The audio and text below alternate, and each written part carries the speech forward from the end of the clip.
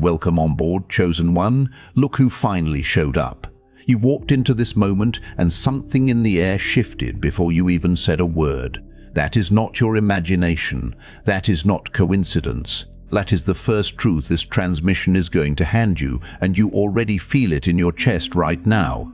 That low hum, that quiet awareness that something about you lands before you arrive, before your mouth opens, before you decide to be noticed. You have felt it your whole life and never had the language for it. Today, that changes. Let us talk about what you are carrying right now. There is a particular kind of stillness inside you that does not feel like rest.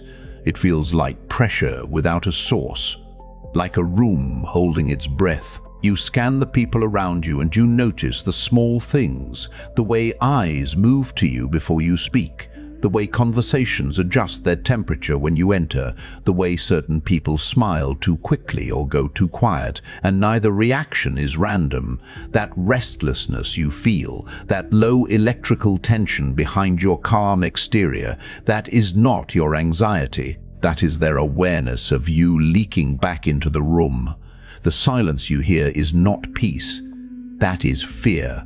Their fear. They sense something in you they cannot name, and what a person cannot name, they cannot control, and what they cannot control, and what they cannot control, they work overtime to diminish. And they tried, did they not? They called you too quiet, too serious, too intense.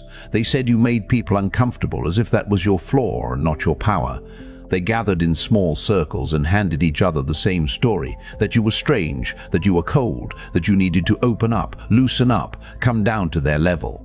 Oh, the legend needs to bow. They actually believed that. They looked at your stillness and called it weakness, looked at your restraint and called it fear, looked at your refusal to perform and called it arrogance. They said you were nothing to worry about. They built entire social structures designed to keep you from understanding what you actually are. And yet, here you are, untouched, unchanged, still standing in that particular way that makes rooms shift. They underestimated you so completely that their underestimation became the very thing that protected your becoming. Something changed, not loudly. It never is. There was no announcement, no dramatic turning point that the people around you would recognize, but somewhere between their dismissal of you and this exact moment, the universe made a quiet decision. It moved on your behalf without asking permission from anyone in that room. It rearranged circumstances, redirected energy, and began positioning you in the precise place where your presence would become undeniable. Not because you demanded it, because you earned it through every moment you chose.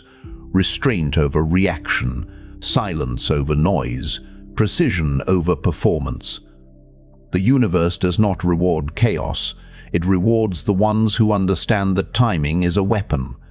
And you have been holding yours with extraordinary patience. Before we go deeper into what the universe has been building around you, hit the like button and subscribe to this channel. Do it now, not as a small gesture, but as a way of paying this message back into the universe. That is your acknowledgement that the mission found you, that you received it, and that you are ready for what comes next. The like, the subscription, that is your signal. Send it. Now back to the truth. What really happened between you and the world around you is not a story about being different. It is a story about frequency. Your presence operates on a level that bypasses conversation entirely. People feel you before logic catches up to them, before you introduce yourself, before you offer an opinion, before you decide to take up space. Something in you has already communicated. The universe installed that in you deliberately. This is not a video about self-improvement. This is a blueprint. It is the truth they hoped you would never uncover about why your presence creates pressure, why your silence reads louder than their noise, and exactly what the universe intended when it designed you this way. Every layer of this transmission is built to give you command over what you already carry. Drop 777 in the comments right now. Not superstition, not a ritual. A direct signal to the universe that you are locked in, that you received this, that you are not here by accident. 777. Type it. Mean it. If you are truly one of the chosen ones, you already feel that pull to stay until this is finished. That pull is accurate. Trust it.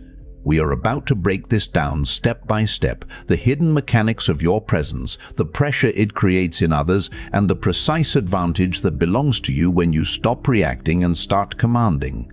Everything you have been searching for begins right now.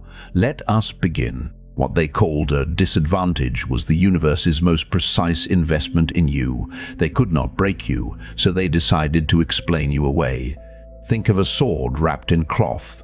From a distance, it looks like nothing. It looks like fabric, soft and unremarkable, something you could set down on a table and forget about.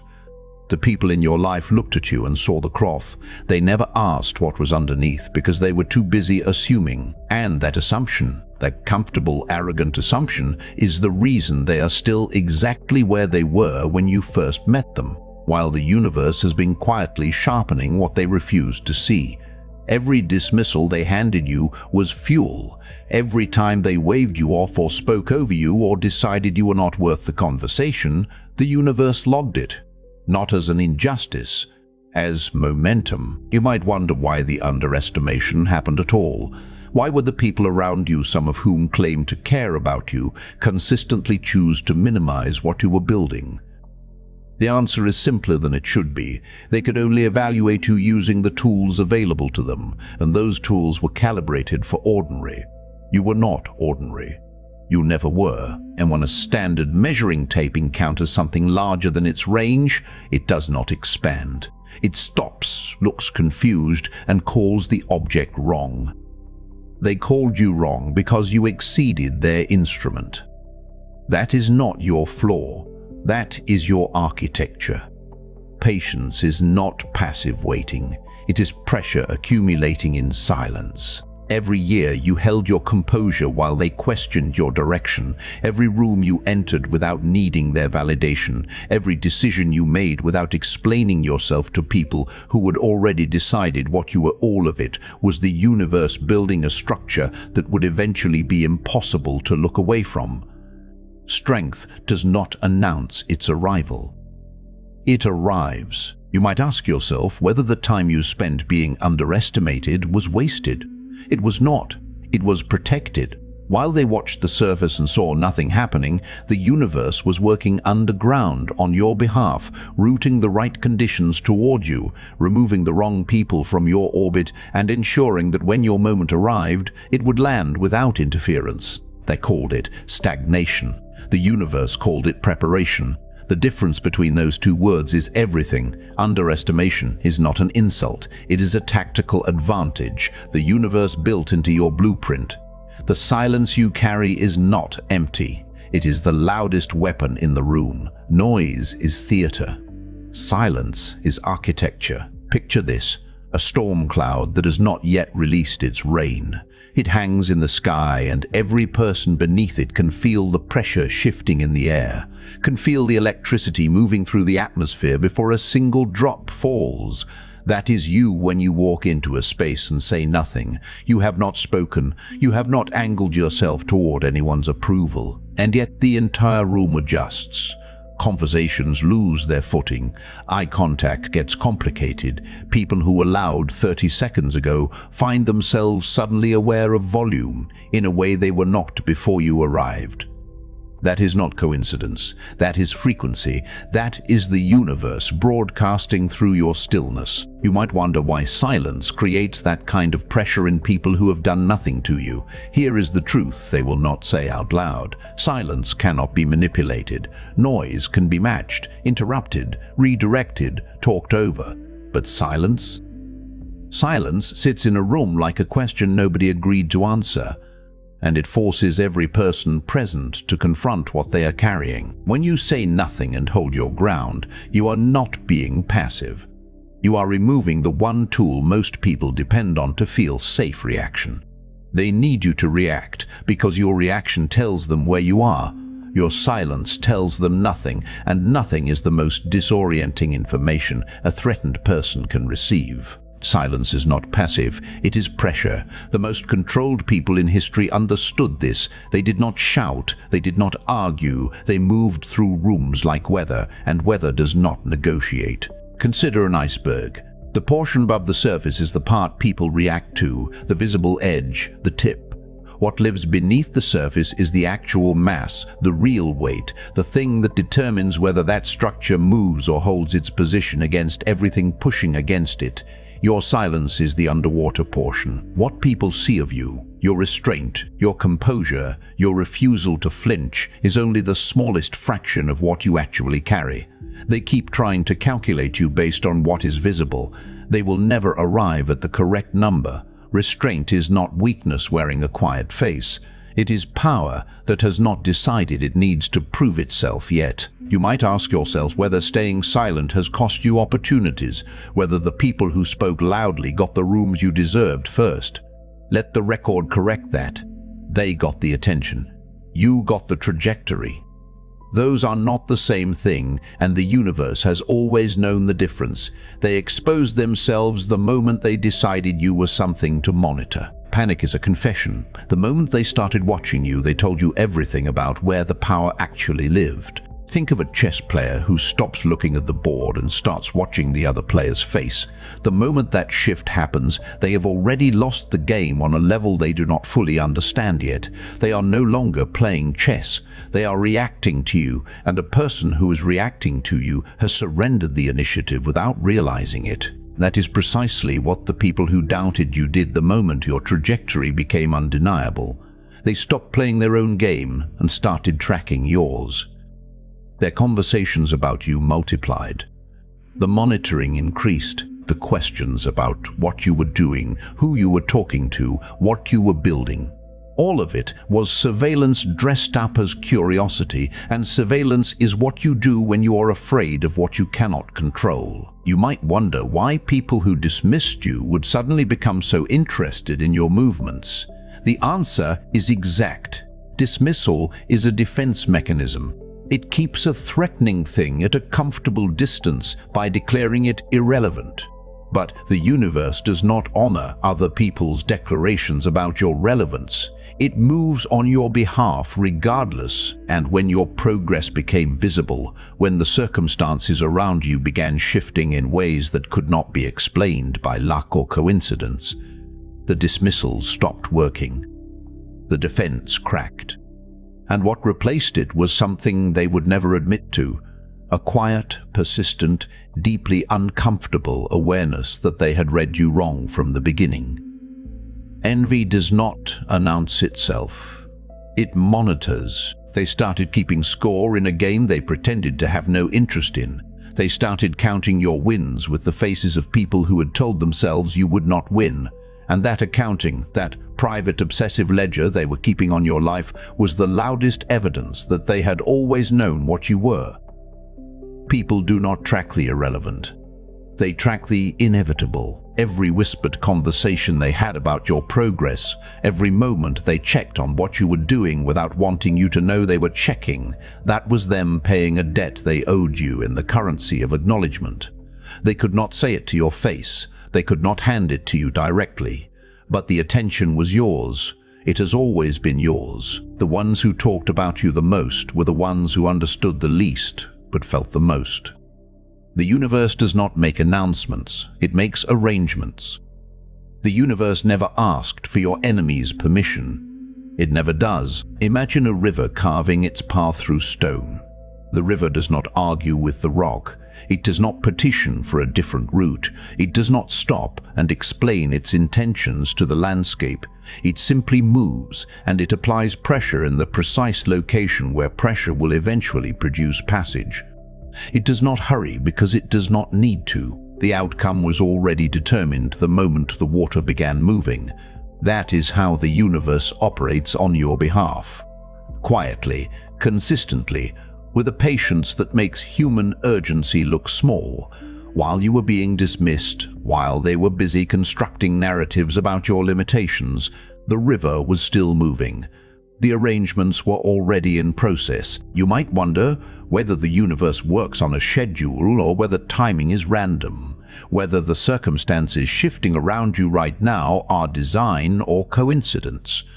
Here is what the evidence says. The people who needed to exit your life exited. The doors that were wrong for you closed before you could walk through them and spend years in the wrong room. The ones that were right began opening in sequences that felt almost architectural, one leading to the next with a precision that no accident could replicate. That is not luck. Luck is formless. What you have been experiencing is structured.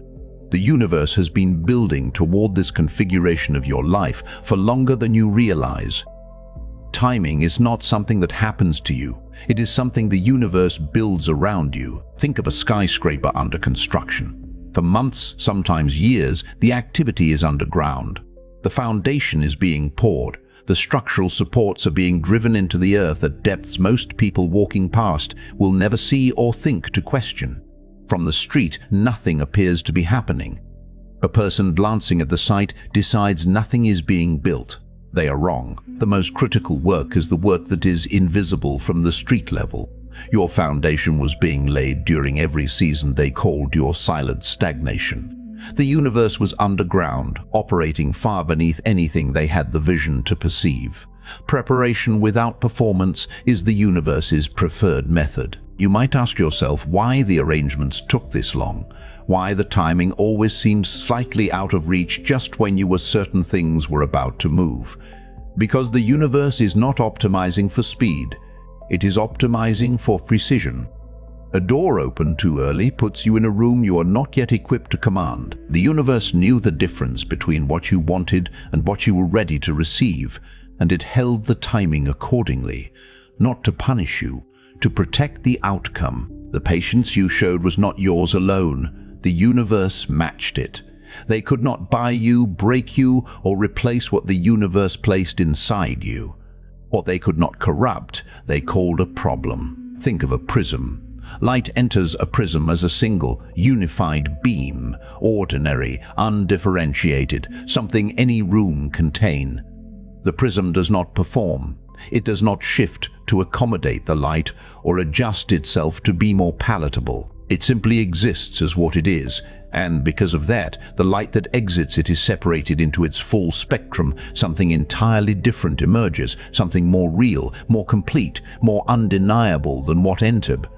You are that structure. Every force that was applied to you, every pressure campaign, every social exclusion, every attempt to reduce you into something manageable, passed through you and emerged transformed. They applied pressure expecting to produce damage. The universe used that same pressure to reveal spectrum. They gave you difficulty. The universe turned it into depth. You might wonder why you never broke the way they expected you to. Other people, under comparable pressure, folded. They changed the shape of their identity to fit the room. They lowered their frequency to match the group. You did not. Even when it cost you, and it did cost you, do not minimize that. You remain structurally intact. The reason is not willpower alone. It is design. The universe built you with a core that external pressure cannot reach. It is not stubbornness. It is not ego. It is a kind of internal architecture that was installed specifically because the universe knew what you would be asked to endure on the way to what you are being positioned to carry. Unbuyable, unbreakable. Those are not compliments. They are specifications. They tried approval first, inclusion, recognition, an invitation to belong. As long as you dimmed what made you undeniable and agreed to operate within the version of you they found comfortable. When you declined, not with anger but with that particular quiet that made them suddenly uncertain of themselves, they moved to pressure, exclusion, narrative. The low-grade campaign to convince you and everyone around you that your refusal to perform was a character deficiency. When that did not move you either, what settled in was something they would never name directly. It was something close to awe, filtered through resentment, living in the uncomfortable space where admiration meets the ego's refusal to admit it. By the time they felt threatened, you were already ungovernable. Nothing the universe builds for endurance can be dismantled by the impatient. They were always too impatient. You were always too complete. And that incompleteness in them, that gap between who they were and what they recognized in you, is what made them dangerous to smaller versions of themselves, but ultimately powerless against the structure the universe had already finished building inside you. The panic arrived precisely on schedule, and it was already too late. Recognition always arrives late to those who refuse to look early. Picture a sniper's bullet that has already passed its window, already beyond the moment where interference could have changed the outcome. The people who tried to reroute your trajectory waited too long. By the time they understood what you were building, the angle had already closed. Their strategies, their recalibrations, their sudden interest in aligning with you after years of working against you, all of it arrived after the window. The universe does not keep that window open indefinitely. It moves, and when it moves, what was possible in one configuration becomes impossible in the next.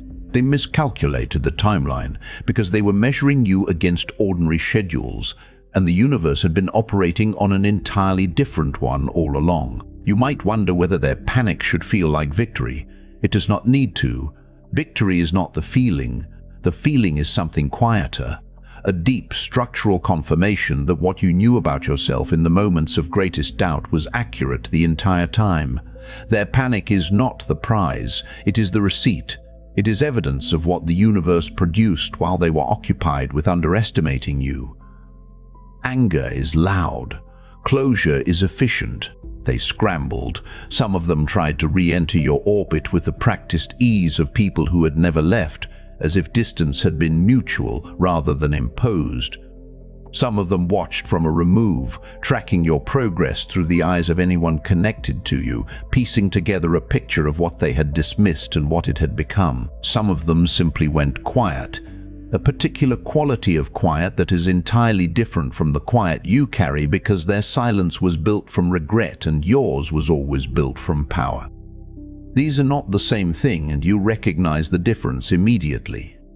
A wolf raised among dogs does not become a dog, it becomes visible. This is the moment the universe designed every prior season to produce.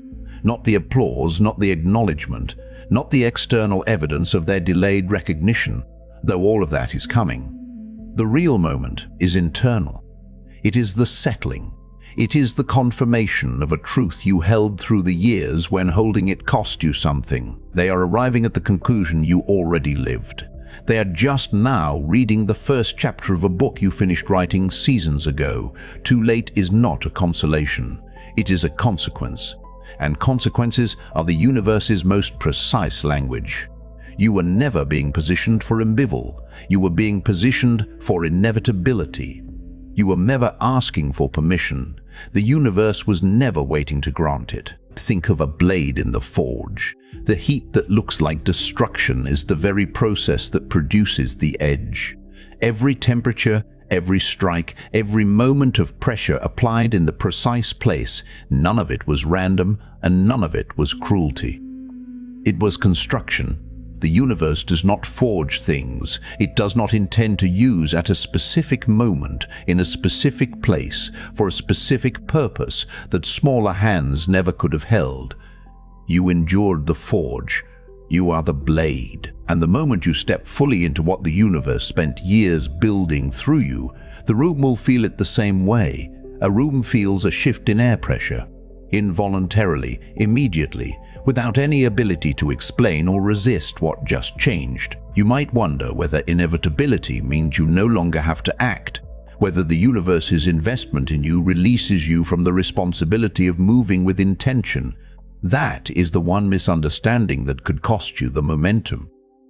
Inevitability is not passivity, it is the opposite. It is the confidence of a person who has understood that they are not hoping for an outcome. They are the mechanism through which the outcome arrives.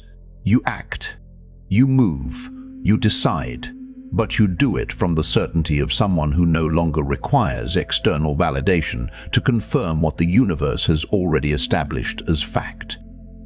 Chosen is not a feeling. It is a frequency. And you have been broadcasting it your entire life. Consider the seed that has been underground for a season that felt impossibly long, in soil that showed no evidence of change, in conditions that looked from the outside entirely hostile to growth. And then, not suddenly, because nothing about this process is sudden, but in a moment that feels like a rival to anyone watching, something emerges. And what emerges is not a beginning. It is the completion of a process that was always moving. Your emergence is not sudden. It is the surface expression of roots that have been growing at a depth they were never equipped to see. The people who look at what you are becoming and call it overnight will never understand what night cost you, or how many of them you held your composure through. By the time they call you undeniable, you will have already moved beyond the need to be called anything. The universe did not choose you because your path was going to be easy. It chose you because you were built for the version of this that required everything, every season of being misread, every room where you were the most powerful presence and the least recognized one, every moment of choosing precision over performance. All of it was the selection process. All of it was the formation. And you passed it without knowing the test was running, which is the only way the test can be passed. This is not your beginning. This is your arrival. And the universe has already cleared the room for what comes next. And now we close this. Not loudly, not emotionally, calmly, completely. You were never an exception. You were an outcome. Everything this transmission handed you was already true before you pressed play. The language simply caught up to what your body already knew. You walked in carrying something the room could feel, and now you have the architecture for why. That is not information. That is confirmation. Carry it accordingly. But what the universe revealed to you tonight was only the first seal. Pinned beneath this video there is a deeper path waiting for you. Not a book, not a course, not a document. It is a living blueprint that listens to you before it speaks. Before it opens, you will answer a few quiet questions only a chosen one could answer truthfully. And what you receive is shaped, sealed, and breathing only for the soul you are right now. No two chosen ones receive the same path. Yours is already being prepared as you breathe. Tap the pinned comment. The universe is waiting on the other side. If this met you where you are, drop a simple yes in the comments. Share it with someone the universe sent you to reach. If this hit where it was supposed to hit, lock it in.